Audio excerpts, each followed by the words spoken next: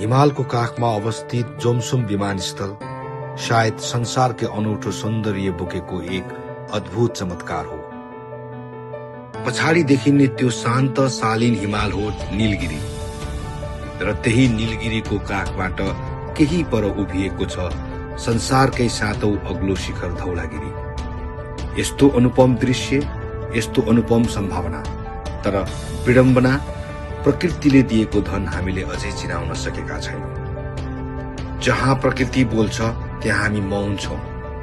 जहाँ सौन्दर्य चिच्याएर संसारलाई बोलाइरहेछ त्यहाँ हाम्रो प्रचार शून्य छ।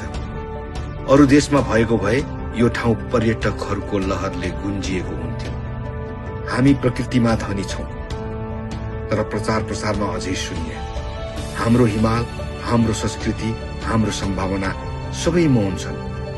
अब समय आएको छ यो मौनतालाई आवाज दिने। अब समय आएको छ नेपाललाई संसार सामु चिनाउने।